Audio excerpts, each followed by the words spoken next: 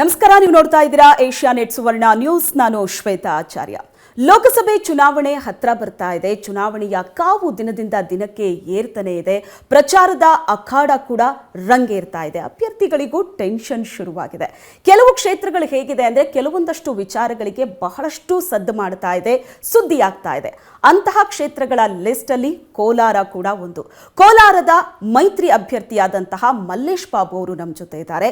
ಕೋಲಾರ ಅಖಾಡದಲ್ಲಿ ಪ್ರಚಾರದ ಅಬ್ಬರ ಯಾವ ರೀತಿ ಇದೆ, ಜನರಿಂದ ಹೇಗೆ ರೆಸ್ಪಾನ್ಸ್ ಸಿಗ್ತಾ ಇದೆ, ಅವರ ಕನಸುಗಳೇನು ಕೋಲಾರದ ಬಗ್ಗೆ, ಇವೆಲ್ಲದರ ಬಗ್ಗೆ ಮಾತಾಡೋದಕ್ಕೆ ಮಲ್ಲೇಶ್ ಬಾಬು ಅವರು ನಮ್ಮ ಜೊತೆ ಇದ್ದಾರೆ. ಮಲ್ಲೇಶ್ ಬಾಬು ಅವರೇ, ನಮಸ್ತೆ, ಕಾರ್ಯಕ್ರಮಕ್ಕೆ ಸ್ವಾಗತ. ನಮಸ್ಕಾರ. ಪ್ರಚಾರ ಅಂತೂ ಬಹಳ ಜೋರಾಗಿ ನಡೀತಾ ಇದೆ. ಒಂದು ಏನು ಅಂತ ಅಂದರೆ ಬಿಜೆಪಿ ಹಾಲಿ ಸಂಸದರು ಇಲ್ಲಿ ಇದ್ದಿದ್ದು, ಇದು ಕಾಂಗ್ರೆಸ್ನ ಭದ್ರಕೋಟೆ. ಅಂಥದ್ರಲ್ಲಿ ಕಳೆದ ಬಾರಿ ಬಿಜೆಪಿ ಇಲ್ಲಿ ಅಕೌಂಟ್ ಓಪನ್ ಮಾಡಿದೆ, ಈ ಬಾರಿ ನಿಮಗೆ ಟಿಕೆಟ್ ಸಿಕ್ಕಿದೆ.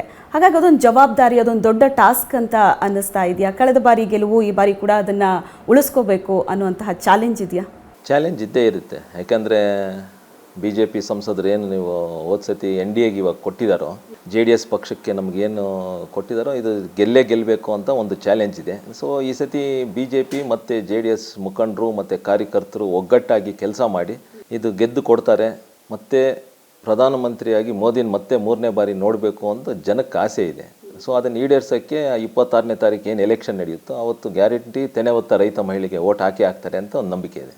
ಓಕೆ, ಇನ್ನು JDSನಿಂದ ಮಲ್ಲೇಶ್ ಬಾಬು ಅವ್ರಿಗೆ ಟಿಕೆಟ್ ಫೈನಲ್ ಆಗಿದೆ. ಈಗ ಒಂದು ಕ್ಷೇತ್ರದಲ್ಲಿ ಟಿಕೆಟ್ ಅಂತ ಅಂದರೆ ಒಂದು 4-6 ಹೆಸರುಗಳು ಮುನ್ನೆಲೆಗೆ ಬಂದ್ಬಿಡುತ್ತೆ. ಬಟ್ ಆರಂಭದಿಂದಲೂ ಮಲ್ಲೇಶ್ ಬಾಬು ಅವ್ರ ಹೆಸರು ಭಾಳ ಸ್ಟ್ರಾಂಗ್ ಆಗಿತ್ತು. ಫೈನಲಿ ನಿಮ್ಮ ಹೆಸರೇ ಅನೌನ್ಸ್ ಆಯಿತು, ಈಗ ನೀವೇ ಕ್ಯಾಂಡಿಡೇಟು. ನಿಮ್ಮ ಹೆಸರು ಫೈನಲ್ ಆಗಿದ್ದಕ್ಕೆ ಏನು ರೀಸನ್ JDSನಿಂದ?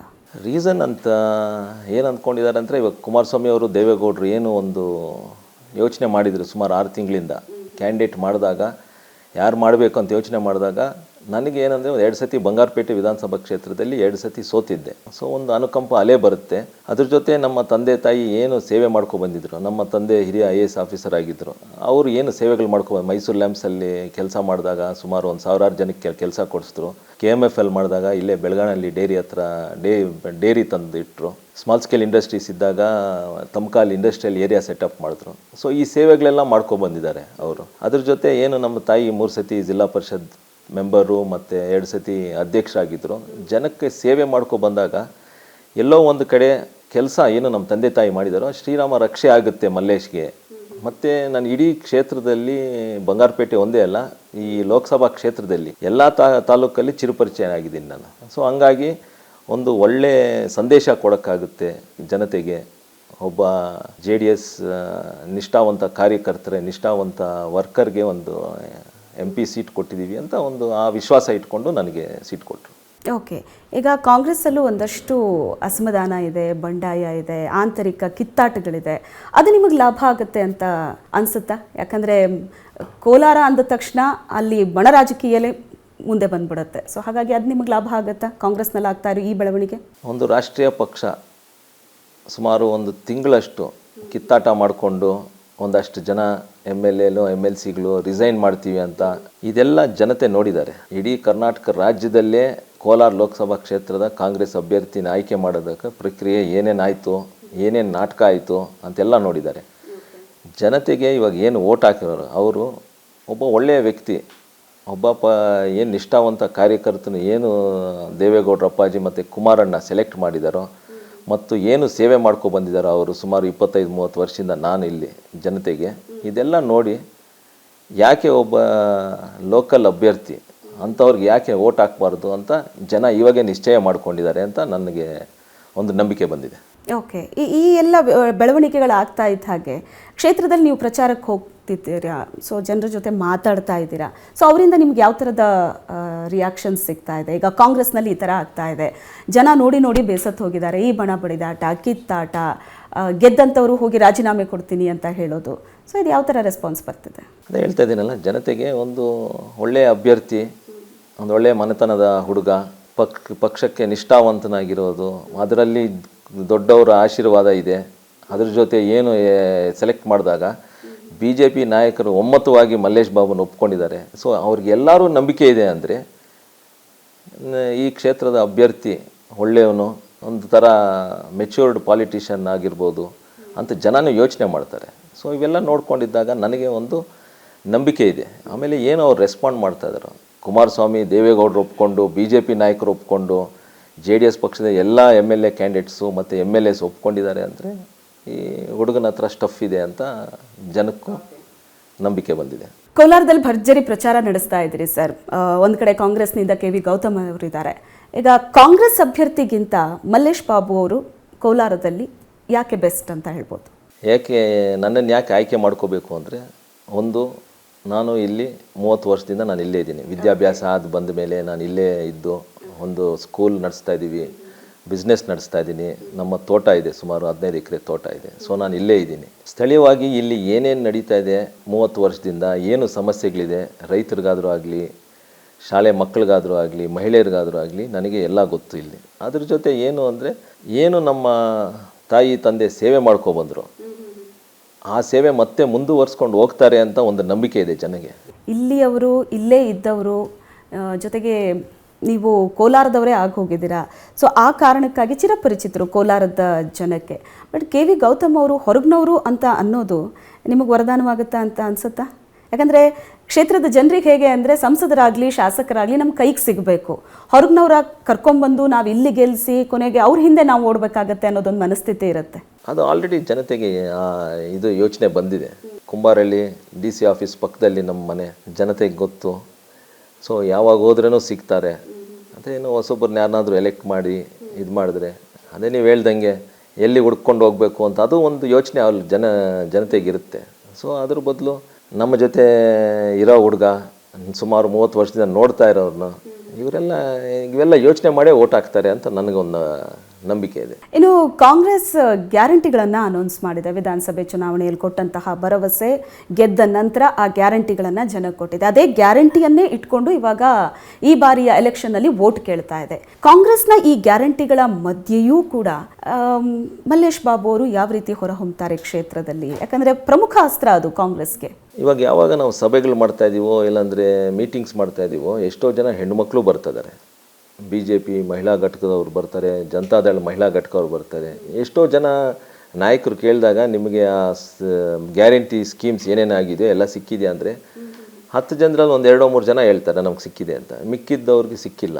ಸೊ ಇವೆಲ್ಲ ಇದ್ದಾಗ ಎಲ್ಲೋ ಒಂದು ಕಡೆ ಕ್ವಶನ್ ಮಾರ್ಕ್ ಇದೆ, ಜನಕ್ಕೆ ಸೇರಿದೆಯಾ? ಅದ್ರ ಜೊತೆ ಯುವಕರಿಗೆ ಏನೋ ಒಂದು ಅವ್ರಿಗೂ ಒಂದು ಗ್ಯಾರಂಟಿ ಕೊಟ್ಟಿದ್ದಾರೆ. ನಾನು ಹೇಳೋದೇನೆಂದರೆ, ಯುವಕರಿಗೆ ಕೈಯಲ್ಲಿ ಕೆಲಸ ಕೊಡಬೇಕು, ಅವ್ರ ಕಾಲ ಮೇಲೆ ಅವ್ರು ನಿಂತ್ಕೋಬೇಕು.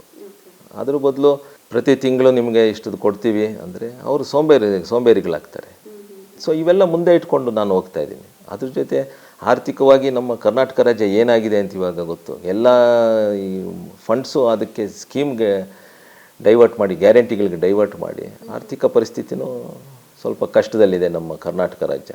ಇವೆಲ್ಲ ನಾನಲ್ಲ, ಇದು ಆ ಸಭೆಗಳಲ್ಲಿ ಯಾವಾಗಲಾದ್ರೂ ಜನ ಮಾತಾಡುವಾಗ ಅವರೇ ಹೇಳ್ತಾರೆ, ನಮ್ಮ ತಲೆ ಮೇಲೆ ಇಷ್ಟು ಸಾಲ ಮಾಡಿದ್ದಾರೆ ಕಾಂಗ್ರೆಸ್ ಸರ್ಕಾರ ಬಂದ ಮೇಲೆ ಅಂತ. ನನಗಿಂತ ಜಾಸ್ತಿ ಅವ್ರಿಗೆ ಗೊತ್ತಿದೆ ಇವಾಗ. ಸೊ ಎಲ್ಲರಿಗೂ ಗೊತ್ತಿದೆ ಏನೇನು ಪರಿಸ್ಥಿತಿ ಇದೆ, ಆರ್ಥಿಕವಾಗಿ ಹೆಂಗಿದೆ ನಮ್ಮ ರಾಜ್ಯ ಅಂತ. ಸೊ ಅವೆಲ್ಲ ನೋಡಿಕೊಂಡು ಗ್ಯಾರಂಟಿಗಳು ಏನು ಅಷ್ಟು ಕಾಂಗ್ರೆಸ್ಗೆ ವರದಾನ ಆಗಲ್ಲ ಅಂತ ನನಗೊಂದು ನಂಬಿಕೆ. ಓಕೆ. ಇನ್ನು ಪ್ರಜಾಧ್ವನಿ ಯಾತ್ರೆ ರೀಸೆಂಟಾಗಿ ಸ್ಟಾರ್ಟ್ ಆಯಿತು. ಕೋಲಾರದಿಂದಲೇ ಆ ಯಾತ್ರೆಗೆ ಚಾಲನೆ ಕೂಡ ಸಿಕ್ತು. CM DCM ಅಬ್ಬರ, ಸಮಾವೇಶ, ಇವೆಲ್ಲದರ ನಡುವೆ ಇದು ಬಹಳ ದೊಡ್ಡ ಚಾಲೆಂಜಿಂಗ್ ಅಂತ ಅನಿಸುತ್ತಾ ನಿಮಗೆ, ಇದನ್ನು ಹ್ಯಾಂಡಲ್ ಮಾಡೋದು ಕ್ಷೇತ್ರದಲ್ಲಿ? ಇವಾಗ ಯಾವುದಾದ್ರೂ ಒಂದು ಚುನಾವಣೆ ನಡೆಯುವಾಗ ಕೊಡುಮಲೆಯಲ್ಲಿ ಶುರು ಮಾಡೋದು ಎಲ್ಲರೂ. ಸೊ ಅದಾಗಿ ರೆಗ್ಯುಲರ್ ಆಗಿ ಬಂದು ಅವರು ಇಲ್ಲೂ ಶುರು ಮಾಡಿದ್ದಾರೆ ಅಷ್ಟೇ, ಅದು ಬೇರೆ ಹೊಸದೇನಲ್ಲ. ಮತ್ತು ಏನು ಬಿಕ್ಕಟ್ಟಾಯಿತು ಈ ಲೋಕಸಭಾ ಕಾಂಗ್ರೆಸ್ ಕ್ಯಾಂಡಿಡೇಟ್ನ ಮೋಸ್ಟ್ಲಿ ಒಂದು ಸಂದೇಶ ಕಳಿಸ್ಬೇಕು ಅಂತ ಬಂದು ಇಲ್ಲಿ ಪೂಜೆ ಮಾಡಿದ್ದಾರೆ. ಅದು ಬಿಟ್ಟು ಬೇರೆ ಏನಿಲ್ಲ. ಇಲ್ಲಿ ಅಬ್ಬರ ಮಾಡಬೇಕು ಅದು ಇದು ಅಂತಲ್ಲ. ಮೋಸ್ಟ್ಲಿ ಎಲ್ಲ ಕಾಂಗ್ರೆಸ್ ಅವರು ಯೋಚನೆ ಮಾಡಿ ಇಲ್ಲಿಂದ ಶುರು ಮಾಡಿದ್ರೆ ಒಳ್ಳೇದಾಗುತ್ತೆ ಅಂತ ಏನಾದರೂ ಹೇಳಿರ್ಬೋದು, ಅದಕ್ಕೆ ಬಂದು ಇಲ್ಲಿ ಪೂಜೆ ಮಾಡಿದ್ದಾರೆ ಅಷ್ಟೇ, ಬೇರೆದೇನಿಲ್ಲ. ಓಕೆ. ಕಾಂಗ್ರೆಸ್ ಒಂದೇ ಪಕ್ಷದಲ್ಲಿ ಎಷ್ಟೊಂದು ಬಂಡಾಯ, ಎಷ್ಟೊಂದು ಅಸಮಾಧಾನ ಇದೆ. ಅಂಥದ್ರಲ್ಲಿ BJP JDS ಮೈತ್ರಿ ಮಾಡಿಕೊಂಡಿದೆ ಈ ಬಾರಿ. ಕೋಲಾರ ಮೈತ್ರಿಯಲ್ಲಿ ಯಾವ ರೀತಿ ಇದೆ ವಾತಾವರಣ? ನೀವು ನೋಡಿರ್ಬೋದು, ಸಮನ್ವಯ ಸಭೆ ಏನು ಒಂದು ನಡೀತು ಸುಮಾರು ಒಂದು 20 ದಿನ ಹಿಂದೆ. ಆ ಸ್ಟೇಜ್ ಮೇಲೆ ಸಂಸದರು ಇದ್ದರು, BJP MLCಗಳು ಇದ್ದರು, JDS MLCಗಳು ಇದ್ದರು, JDS 7 ಕ್ಷೇತ್ರದ MLA ಕ್ಯಾಂಡಿಡೇಟ್ಸು ಇದ್ದರು, BJP 8 ಕ್ಷೇತ್ರದ MLA ಕ್ಯಾಂಡಿಡೇಟ್ಸ್ ಇದ್ದರು. ಒಗ್ಗಟ್ಟಾಗಿ ನಾವು ಅವತ್ತು ಸಭೆ ಮಾಡಿದ್ದೀವಿ. ಸುಮಾರು 3-3.5 ಸಾವಿರ ಜನ ಸೇರಿದ್ರು ಆ ಸಮನ್ವಯ ಸಭೆಯಲ್ಲಿ. ಅಲ್ಲಿ ಒಂದೇ ನಿರ್ಧಾರ ಮಾಡಿದ್ದು, NDA ಅಭ್ಯರ್ಥಿ ಗೆಲ್ಲಬೇಕು, ಒಗ್ಗಟ್ಟಾಗಿ ನಾವು ಚುನಾವಣೆ ಮಾಡೋಣ ಅಂತ. ಆವತ್ತಿಂದ ಇವತ್ತವರೆಗೂ ಯಾರಾದರೂ ಆಗಲಿ, ಇವಾಗ ನಿನ್ನೆ ಬಂಡಪ್ಪ ಕಾಶ್ಯಪ್ನವ್ರು ಬಂದಿದ್ದರು, ಅದು ಮೊದಲು GT ದೇವೇಗೌಡರು ಬಂದಿದ್ದರು JDS ಪಕ್ಷದಿಂದ, BJP ಪಕ್ಷದಿಂದ ಅರವಿಂದ್ ಲಿಂಬಾವಳಿ ಅವರು ಬಂದಿದ್ದರು, ಚಲವಾದಿ ನಾರಾಯಣ ಸ್ವಾಮಿ ಅವರು ಬಂದಿದ್ದರು, ಸದಾನಂದ ಗೌಡರು ಬಂದಿದ್ದರು. ಏನು ಒಂದು ಒಗ್ಗಟ್ಟಾಗಿ ನಾವು ಕೆಲಸ ಮಾಡ್ಕೊಂಡು ಹೋಗ್ತಾ ಇದೀವೋ ಅದ್ರಿಗೆ ಸ್ಪಂದನೆ ದೊಡ್ಡ ಮೇಲೆ ಸ್ಟೇಟ್ ಲೀಡರ್ಸಿಂದನೂ ನಮಗೆ ಒಂದು ಒಳ್ಳೆ ಕೋಆರ್ಡಿನೇಷನ್ ಮತ್ತು ಇದು ಸಿಗ್ತಾ ಇದೆ. ಸೊ BJP ನಾಯಕರ ಸಹಕಾರ ಕೋಲಾರ ಮೈತ್ರಿ ಅಭ್ಯರ್ಥಿಗೆ ಪಕ್ಕಾ ಇದೆ, ಗೆಲುವಿಗೆ ಇದು ಸಹಕಾರಿಯಾಗುತ್ತೆ. ಓಕೆ, ಇನ್ನು ಒಳಯೇಟಿನ ವಿಚಾರಕ್ಕೆ ಬರೋದಾದರೆ, ಕಳೆದ ಬಾರಿ ಮುನಿಯಪ್ಪ ಅವರ ಸೋಲಿಗೆ ಕಾಂಗ್ರೆಸ್ ಪಕ್ಷದಲ್ಲಿದ್ದಂಥ ಆ ಒಳಯೇಟೆ ಕಾರಣ ಆಗಿತ್ತು. ಸೊ ಈ ಬಾರಿ ಕೂಡ ಅದು ರಿಪೀಟ್ ಆಗುತ್ತೆ ಅಂತ ಅನಿಸುತ್ತಾ ಕೋಲಾರ ಕಾಂಗ್ರೆಸ್ನಲ್ಲಿ? ಅದು ನಾವು ಹೇಳೋಕ್ಕಾಗಲ್ಲ. ಅದು ಏನೇನು ಮಾಡಬೇಕು, ತಂತ್ರಗಳು ಕುತಂತ್ರಗಳು ಅದು ನಾವು ಮಾಡಬೇಕಾಗುತ್ತೆ. ಅದೆಲ್ಲ ನಾವು ಮುಂದಿನ ದಿನಗಳಲ್ಲಿ ಹೆಂಗೆ ಮಾಡಬೇಕು ಅಂತ ನಮ್ಮ ವರಿಷ್ಠರೆಲ್ಲ ನೋಡ್ಕೊಳ್ತಾರೆ. ಅವೆಲ್ಲ ಕ್ಷೇತ್ರದಲ್ಲಿ ಪ್ರಚಾರ ಯಾವ ಥರ ಇದೆ? ಯಾವ ಕ್ಷೇತ್ರ ನೋಡಿದ್ರೂ ಪ್ರಚಾರದ ಅಬ್ಬರ ಬಹಳ ಜೋರಾಗಿದೆ. ಕೋಲಾರದಲ್ಲಿ ಮಲ್ಲೇಶ್ ಬಾಬು ಅವರು ಕೂಡ ಪ್ರಚಾರದ ವಿಚಾರದಲ್ಲಿ ಹಿಂದೆ ಬಿದ್ದಿಲ್ಲ. ದಿನ ಬೆಳಗಾದರೆ ಹಳ್ಳಿಗಳಿಗೆ ಹೋಗಿ ಪ್ರಚಾರ ಮಾಡ್ತಾ ಇದ್ದೀರಾ. ಜನರಿಂದ ಯಾವ ಥರ ರೆಸ್ಪಾನ್ಸ್ ಸಿಗ್ತಾ ಇದೆ? ರೆಸ್ಪಾನ್ಸ್ ಭಾಳ ಚೆನ್ನಾಗಿ ಸಿಗ್ತಾ ಇದೆ. ಮತ್ತು ಏನು ಪ್ರಚಾರ ನಾವು ಸುಮಾರು ಒಂದು 15-20 ದಿನ ಹಿಂದೆ ಶುರು ಮಾಡಿದ್ವಿ. ಸಮನ್ವಯ ಸಭೆಗಳು ಫಸ್ಟ್ ಮಾಡ್ಕೊಬಂದ್ವಿ. ಇಡೀ ತಾಲೂಕಲ್ಲಿ ಎಲ್ಲ ತಾಲೂಕಲ್ಲೂ BJP ಮತ್ತು JDS ಕಾರ್ಯಕರ್ತರು ಮುಖಂಡರು ಸಮನ್ವಯ ಸಭೆಗಳು ಮಾಡ್ಕೊಬಂದ್ವಿ. ಅದಾದಮೇಲೆ ಇವಾಗ ಸುಮಾರು ಒಂದು ವಾರದಿಂದ ಶ್ರೀನಿವಾಸಪುರ ಆದರೂ ಆಗ್ಬೋದು, ಚಿಂತಾಮಣಿ ಆದರೂ ಆಗ್ಬೋದು, ಬಂಗಾರಪೇಟೆ ಆದರೂ, ಮುಳಬಾಗ್ಲಾದರೂ ಆಗ್ಬೋದು, ಈ 4 ಕ್ಷೇತ್ರಗಳಲ್ಲಿ ಹೋಬ್ಳಿ ವೈಸ್ ಮೀಟಿಂಗ್ ಮಾಡ್ಕೊಂಡು ಬರ್ತಾಯಿದ್ದೀವಿ. ಅಂದರೆ ನಾನು ಕ್ಯಾಂಡಿಡೇಟ್ ಪರಿಚಯ ಮಾಡಬೇಕು ಅಂತ. ಇವಾಗ ಶ್ರೀನಿವಾಸಪುರದಲ್ಲಿ ನಾನು ಪರಿಚಯ ಇದ್ದೀನಿ, ಆದ್ರೂ ಅಲ್ಲಿ ಮಾಡಬೇಕಾಗಿತ್ತು. ಯಾಕೆಂದರೆ ಮೀಟಿಂಗ್ಸ್ ಒಂದು ಮಾಡಬೇಕು, ಕ್ಯಾಂಡಿಡೇಟ್ ಬರಲಿಲ್ಲ ಅಂತ ಒಂದು ಇದಾಗುತ್ತೆ. ಆಮೇಲೆ ಸಿದ್ಲಘಟ್ಟಲ್ಲೂ ಅಲ್ಲಿ ಮಾಡ್ತೀವಿ. ಅಲ್ಲಿ ನಾನು ಸ್ವಲ್ಪ ದೂರ ಇದೆ ಆ ತಾಲೂಕು, ಸೊ ಅಲ್ಲಿ ಪರಿಚಯ ಮಾಡಬೇಕಾಗಿತ್ತು. 2 ದಿನ ಅಲ್ಲಿ ಪ್ರಚಾರ ಮಾಡಿದ್ವಿ. ಮುಳಬಾಗಿಲಲ್ಲಿ ಅಲ್ಲೂ 1 ದಿನ ಆಗಿದೆ. ಬಂಗಾರಪೇಟೆಯಲ್ಲಿ ನನ್ನ ಸ್ವಂತ ಕ್ಷೇತ್ರ, ನಾನು 2 ಸತಿ ಅಲ್ಲಿ ಎಲೆಕ್ಷನ್ ನಿಂತಿದ್ದೀನಿ, ಕಡಿಮೆ ಅಂತರದಲ್ಲಿ ಸೋತಿದ್ದೀನಿ. ಅಲ್ಲಿ ಒಂದು ದಿನ ಬಂದಿದ್ದೀವಿ. ಸೊ ಇದೆಲ್ಲ ಮಾಡಿದಾಗ ಏನಾಗುತ್ತೆ ಅಂದರೆ ಜನಕ್ಕೆ ಒಂದು ರೀಚ್ ಆಗ್ತಾ ಇದ್ದಾರೆ. ನಮ್ಮ ಕ್ಷೇತ್ರದ ಅಭ್ಯರ್ಥಿ ಒಂದು ಚಿರುಪರಿಚಿತ ಅಭ್ಯರ್ಥಿ ಆಗಿದ್ರೂ ನಮ್ಗೆ ಗೊತ್ತಿದ್ರೂ ಬಂದು ನಮ್ಮನ್ನು ಮಾತಾಡ್ಸ್ಕೊಂಡು ಹೋಗ್ತದಾನೆ. ಭಾಳ ಖುಷಿ ಆಗ್ತಾ ಇದೆ. ಇದು ನಾನು ಎಲೆಕ್ಷನ್ ನಾಮಿನೇಷನ್ ಆಗಿದಾಗ ನನಗೂ ಸ್ವಲ್ಪ ಟೆನ್ಷನ್ ಇತ್ತು. ಬಟ್ ಏನು 2 ಪಕ್ಷಗಳ ನಾಯಕರು ಒಗ್ಗಟ್ಟಾಗಿ ಚುನಾವಣೆ ಪ್ರಚಾರ ಮಾಡ್ತಾ ಇದ್ದಾರೋ ನನಗೂ ಒಂಥರ ರಿಲೀಫು ಆಗಿದೆ, ಒಂಥರ ನಂಬಿಕೆನೂ ಬಂದಿದೆ. ಗ್ಯಾರಂಟಿ ಗೆಲ್ತೀವಿ ಅಂತ ಹೇಳಿದ್ರಿ. ನನಗೆ ಹೆಸರು ಅನೌನ್ಸ್ ಆಗುವಾಗ, ಟಿಕೆಟ್ ಅನೌನ್ಸ್ ಆಗುವಾಗ ತುಂಬ ಟೆನ್ಷನ್ ಇತ್ತು ಅಂತ.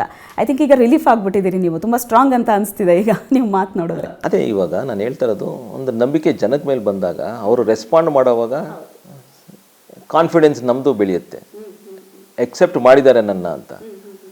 ನಮ್ಮ ವಿಚಾರಗಳು ಬಂದಾಗ, ಕ್ಯಾಂಡಿಡೇಟ್ ವಿಚಾರ ಬಂದಾಗ, NDA ಕ್ಯಾಂಡಿಡೇಟು ನೆಗೆಟಿವ್ ಇಲ್ಲದೆ ಪಾಸಿಟಿವ್ ಮಾತಾಡುವಾಗ ನಮ್ಮದು ಪಾಸಿಟಿವ್ ಆಗಿ, ನಮ್ಮದು ವೈಬ್ಸು ನಮ್ಮದು ಪಾಸಿಟಿವ್ ಆಗುತ್ತೆ.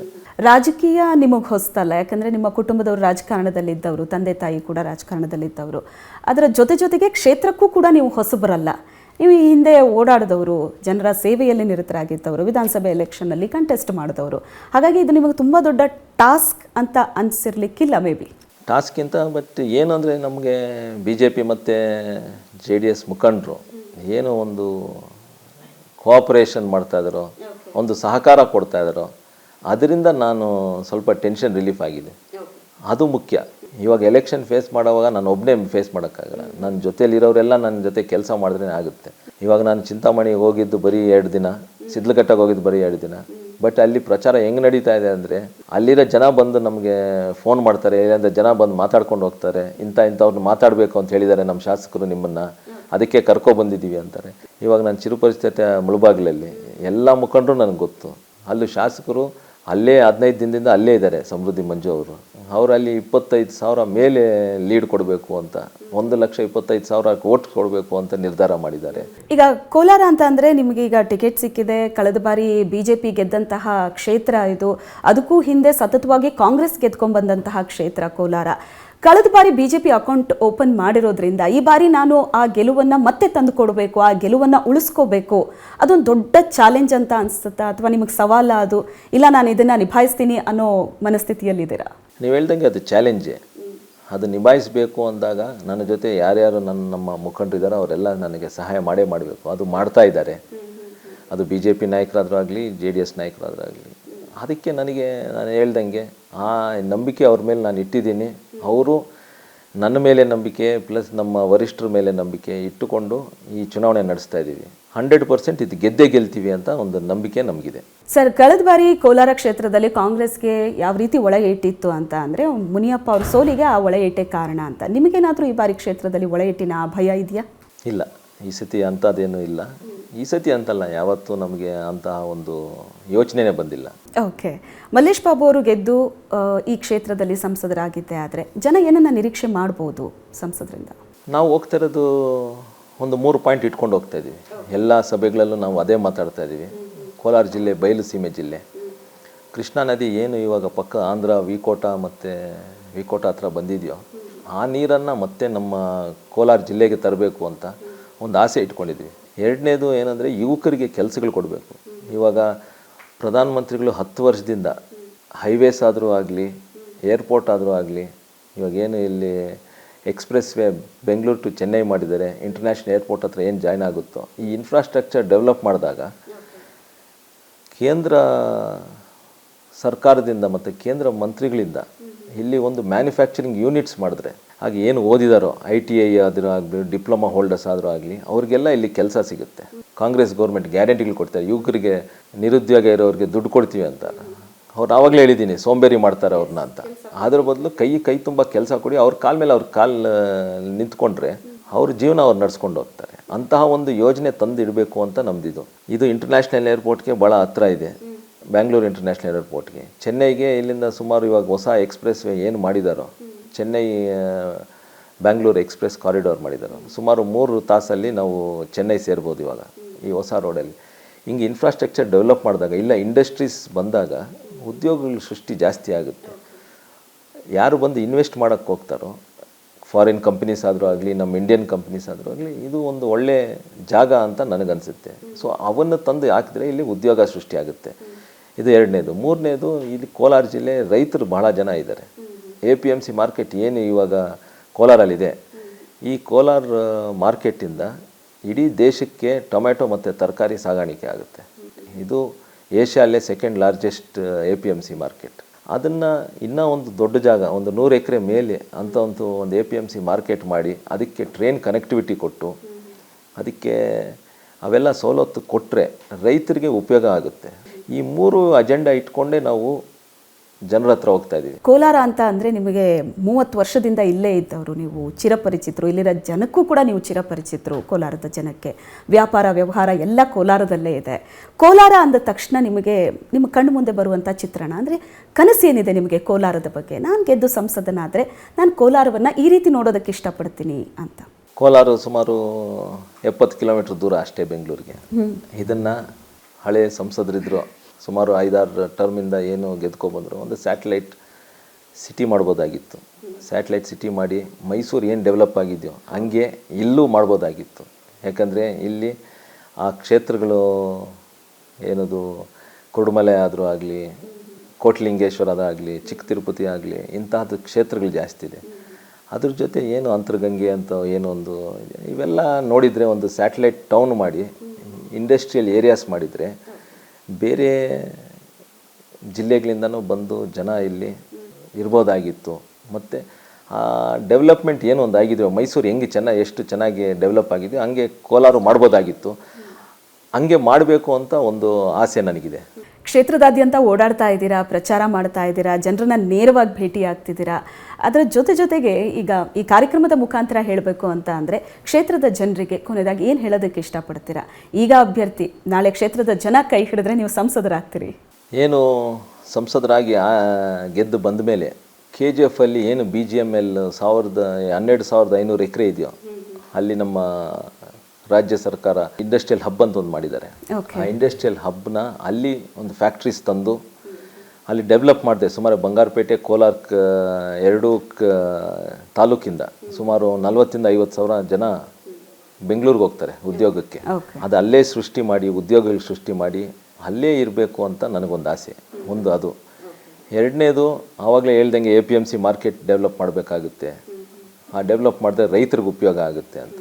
ಅದ್ರ ಜೊತೆ ಈ ಏನು ಬಯಲು ಸೀಮೆ ಜಿಲ್ಲೆ ಅಂತ ಏನಿದೆಯೋ ಆ ನೀರಾವರಿ ತಂದು, ಕೃಷ್ಣಾ ನೀರಾವರಿ ತಂದು ಅದನ್ನು ಒಂದು ಉಪಯೋಗ ಆಗುತ್ತೆ. ಯಾಕಂದರೆ ಬರೀ 15-20 ಕಿಲೋಮೀಟ್ರಿಗೆ ನಾವು ಏನು ಒಂದು ಪ್ರಾಜೆಕ್ಟ್ ಮಾಡ್ತೀವಿ ಅಂದರೂ ಅದು ಕೋಲಾರ ಜಿಲ್ಲೆಗೆ ನೀರು ಬರುತ್ತೆ. ಆಮೇಲೆ ಇಲ್ಲಿಂದ ಹೆಂಗೆ ಉಪಯೋಗಿಸ್ಬೇಕು ಅಂತ ಅದು ಒಂದು ಯೋಚನೆ ಮಾಡಬೇಕಾಗುತ್ತೆ ನಾವು. ಮತ್ತು ಪ್ರಧಾನಮಂತ್ರಿಗಳ ಇದಕ್ಕೆ ಇನ್ವಾಲ್ವ್ಮೆಂಟ್ ಬೇಕೇ ಬೇಕಾಗುತ್ತೆ. ಯಾಕಂದರೆ ಇದು ಬೇರೆ ರಾಜ್ಯದ ನೀರು, ಅದನ್ನು ನಮ್ಮ ರಾಜ್ಯಕ್ಕೆ ಹೆಂಗೆ ಅನುದಾನ ಜೊತೆ ಅವರು ಬೇರೆ ರಾಜ್ಯಗಳ ಜೊತೆ ಮಾತಾಡಬೇಕಾಗುತ್ತೆ. ಸೊ ಅದಕ್ಕೆ ಪ್ರಧಾನಮಂತ್ರಿಗಳ ಇನ್ವಾಲ್ವ್ಮೆಂಟ್ ಬೇಕೇ ಬೇಕಾಗುತ್ತೆ. ಸೊ ಅವರ ಸಹಕಾರನೂ ಬೇಕಾಗುತ್ತೆ, ಮತ್ತು ಕುಮಾರಸ್ವಾಮಿ ಅವರ ಸಹಕಾರನೂ ಬೇಕಾಗುತ್ತೆ ಇಂಥ ಒಂದು ಯೋಜನೆಗಳ ತರಕ್ಕೆ. Yes sir, thank you so much sir. Kolar ಕ್ಷೇತ್ರದಲ್ಲಿ ಯಾವ ರೀತಿ ಪ್ರಚಾರದ ಅಬ್ಬರ ಹೇಗಿದೆ, ಅದರ ಜೊತೆಗೆ ಕ್ಷೇತ್ರದ ಬಗ್ಗೆ ನಿಮಗಿರುವಂತಹ ಕನಸು ಏನು ಅನ್ನೋದರ ಬಗ್ಗೆ ತಿಳಿಸ್ಕೊಟ್ಟಿದ್ರಿ. ನಿಮ್ಮ ಎಲ್ಲ ಕನಸುಗಳು ಈಡೇರಲಿ ಅಂತ ಆಶಿಸ್ತೀನಿ. Thank you so much sir. Thank you. Yes ವೀಕ್ಷಕರೇ, ಕೋಲಾರ ಕ್ಷೇತ್ರದ ಮೈತ್ರಿ ಅಭ್ಯರ್ಥಿ ಮಲ್ಲೇಶ್ ಬಾಬು ಅವರು ಇಷ್ಟೊತ್ತು ಮಾತಾಡಿದ್ರು. ಕ್ಷೇತ್ರದಲ್ಲಿ ಪ್ರಚಾರದ ಭರಾಟೆ ಹೇಗಿದೆ ಅನ್ನೋದರ ಜೊತೆಗೆ ಕ್ಷೇತ್ರದ ಕುರಿತಂತೆ ಯಾವೆಲ್ಲ ಕನಸುಗಳನ್ನು ಇಟ್ಕೊಂಡಿದ್ದಾರೆ, ಕ್ಷೇತ್ರವನ್ನು ಯಾವ ರೀತಿ ಅಭಿವೃದ್ಧಿ ಮಾಡಬೇಕು ಅನ್ನೋ ನಿಟ್ಟಿನಲ್ಲಿ ಯೋಜನೆಗಳನ್ನು ಹಾಕೊಂಡಿದ್ದಾರೆ, ಇದ್ರ ಬಗ್ಗೆ ಸಾಕಷ್ಟು ವಿಚಾರವನ್ನು ತಿಳಿಸ್ಕೊಟ್ಟಿದ್ದಾರೆ. ಇದು ಈ ಹೊತ್ತಿನ ವಿಶೇಷ. ನಮಸ್ಕಾರ.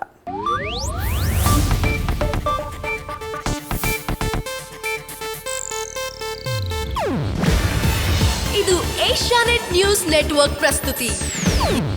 ನೀವು ನೋಡ್ತಿದ್ದೀರಾ ಏಷ್ಯಾನೆಟ್ ಸುವರ್ಣ ನ್ಯೂಸ್.